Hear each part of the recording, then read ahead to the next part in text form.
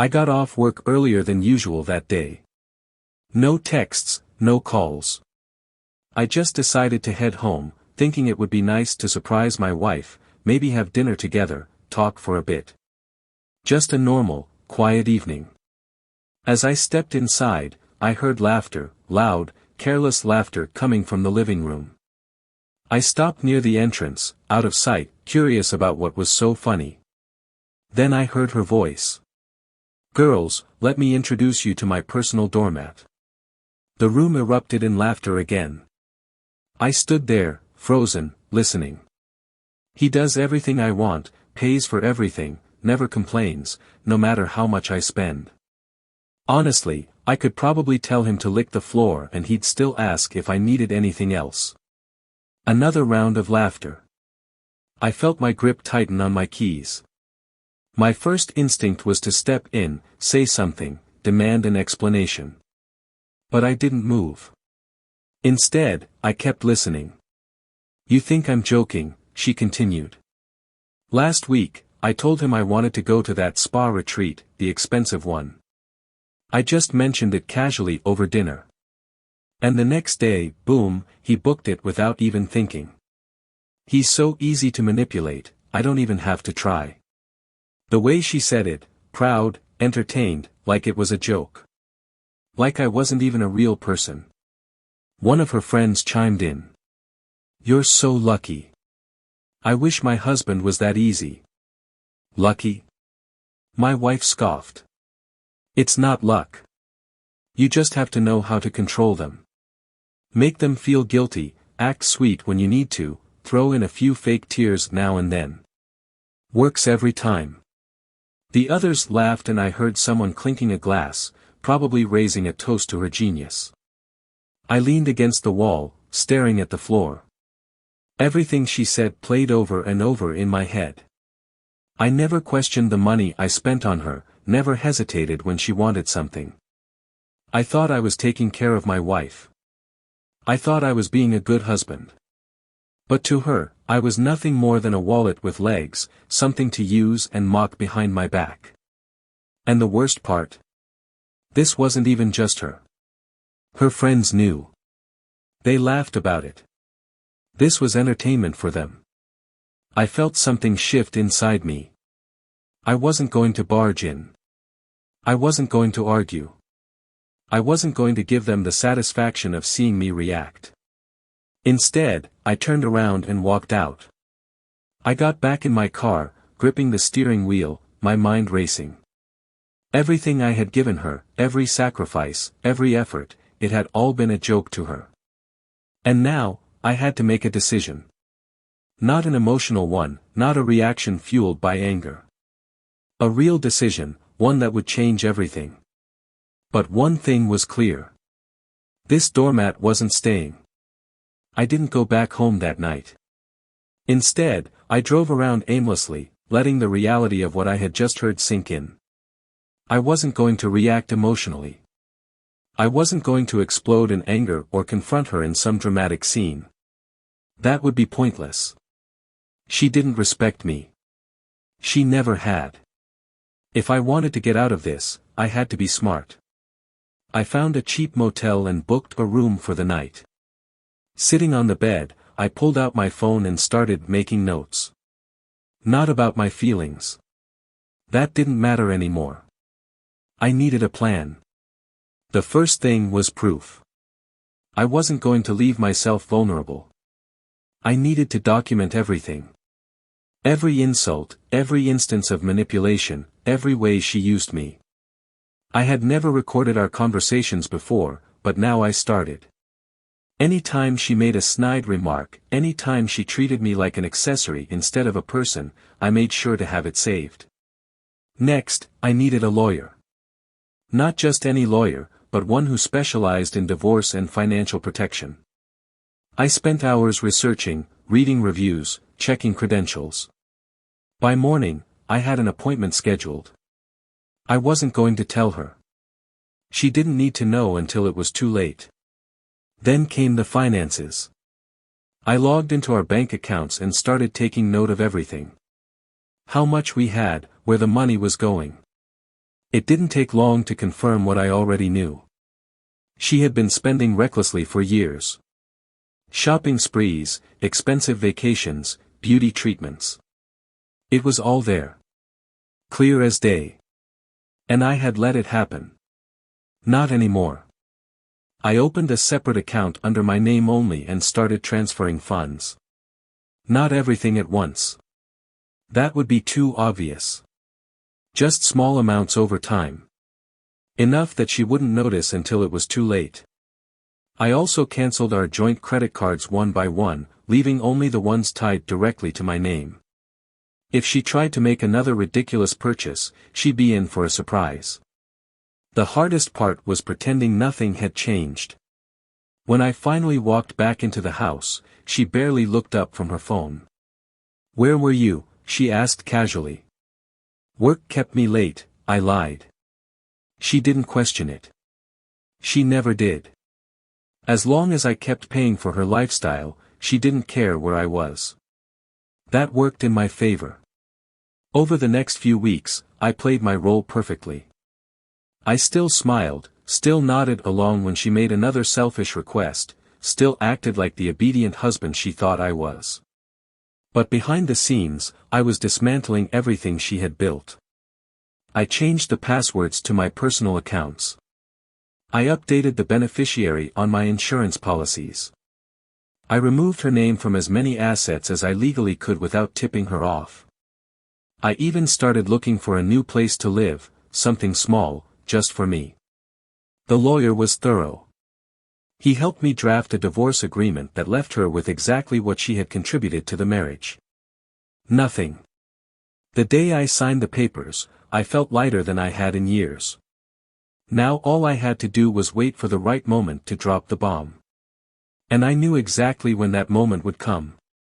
The opportunity came sooner than I expected. A week after finalizing my plan, my wife invited her friends over again. Same group, same setting, same fake smiles. I played along like always, greeting them, offering drinks, pretending I was still the fool they thought I was. They barely acknowledged me, treating me like background noise. That was fine. Tonight, they were in for a show. Halfway through dinner, she did exactly what I knew she would. "We should do another girls' trip," she said, swirling her wine glass. "Something bigger this time. Maybe Europe." One of her friends gasped. "Oh my God, yes. Italy. Greece." "Both," my wife said, flashing a smug smile. "I mean, why not? I have my personal sponsor right here."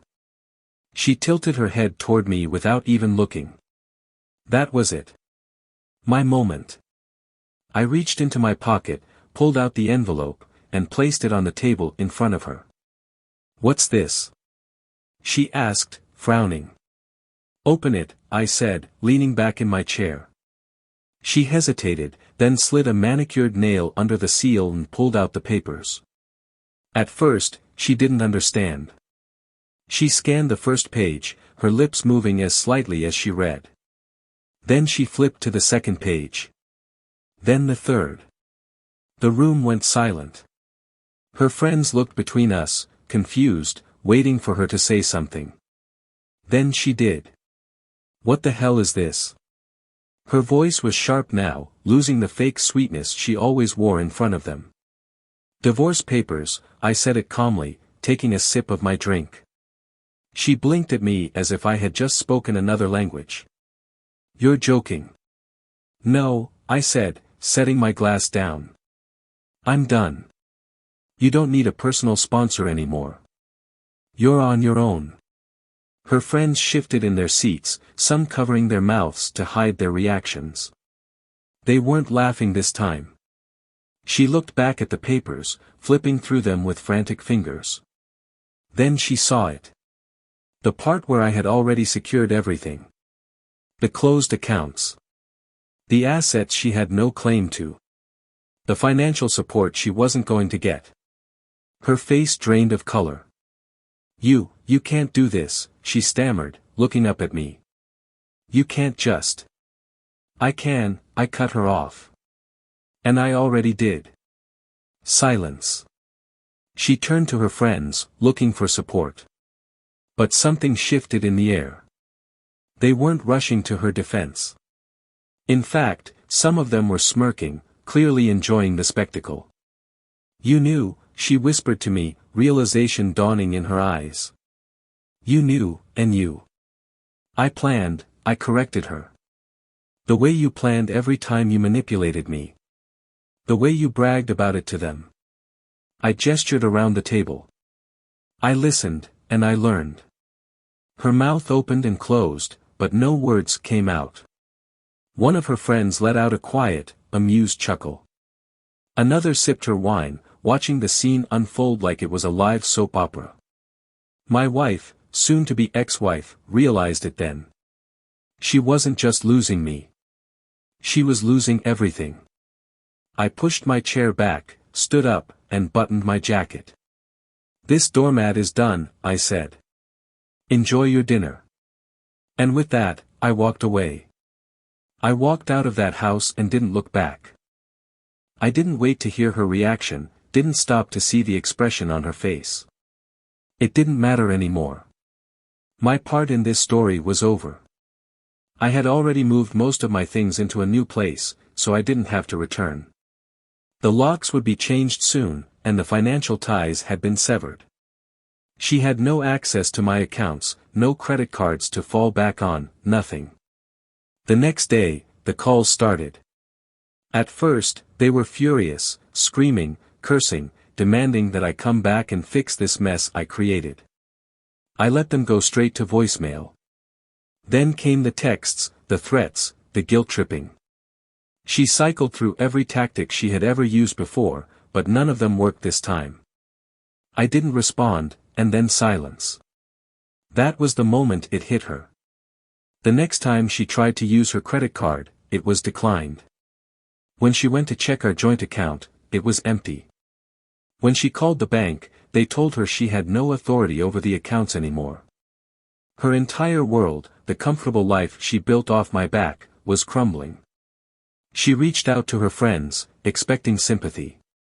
But instead of support, she found indifference. The same women who once laughed with her, who encouraged her to use me, weren't there anymore. In fact, they seemed entertained by her downfall. Screenshots of their group chat made their way to me later, thanks to someone who clearly wanted me to know the truth. She really thought she could live off him forever. Hilarious. Serves her right. She treated him like trash, and now she's paying for it. She should have been smarter.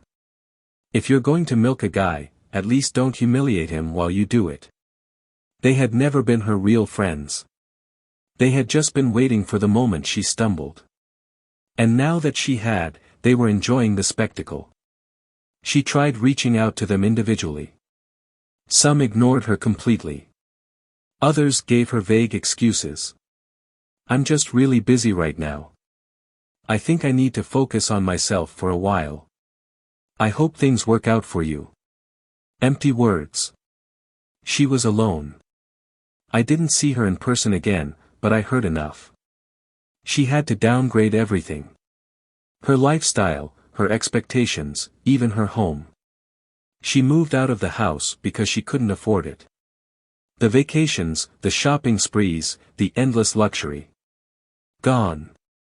At one point, she even tried reaching out to me again. The messages started slow. Apologies, excuses, then desperation. "I messed up. I see that now. Can we just talk? I don't need money.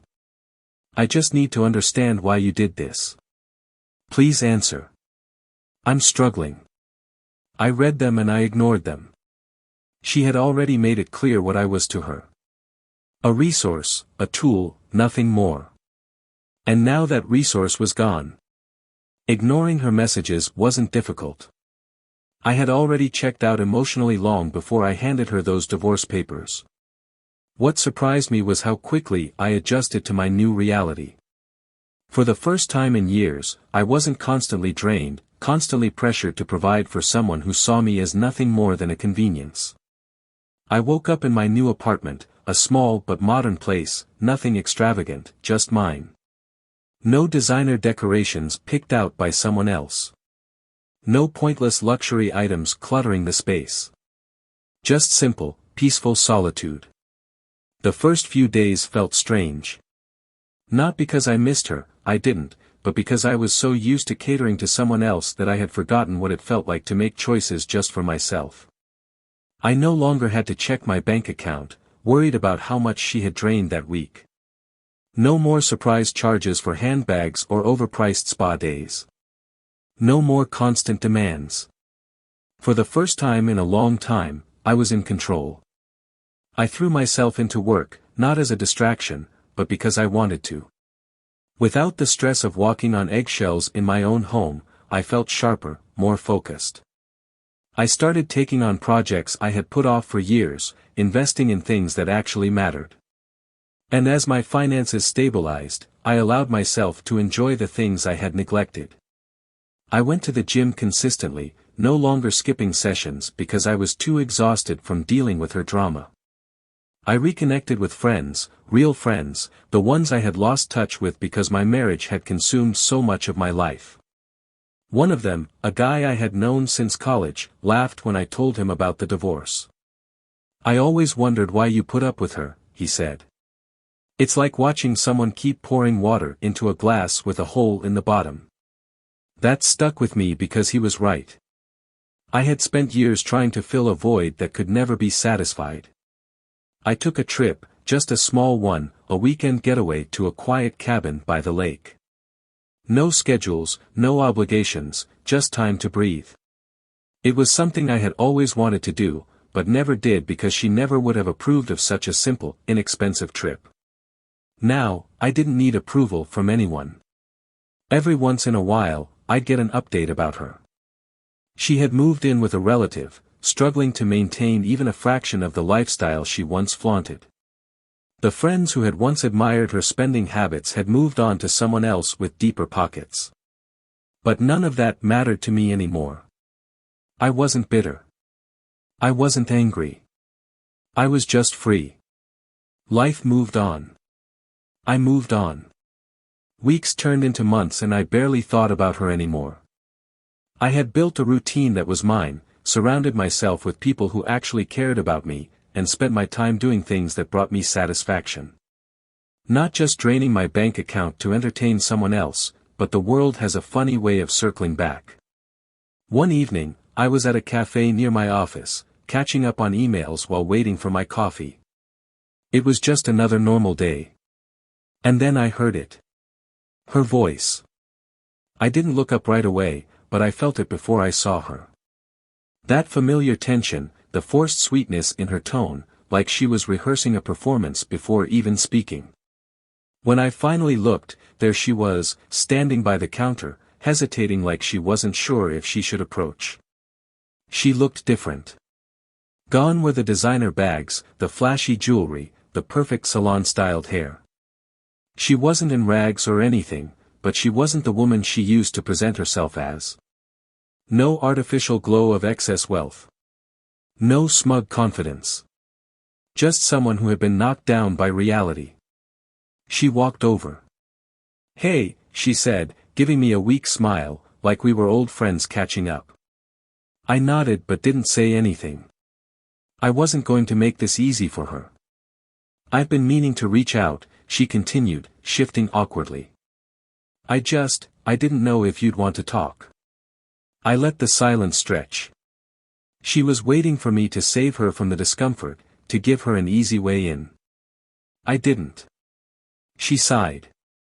"I just wanted to say, I was wrong about everything." I tilted my head, feigning curiosity. "Everything?" Her lips pressed together. I treated you badly. I didn't appreciate what I had. And I see that now." I let out a short breath, not quite a laugh, just a reaction. "Took you long enough?" She swallowed hard. "I lost everything, you know. The house, the lifestyle, the people I thought were my friends." She shook her head. "They turned on me so fast. I was stupid to think they actually cared. I didn't respond. What was there to say? I had already known that. She hesitated, then took a deep breath, like she was bracing herself for something. I miss you, she said.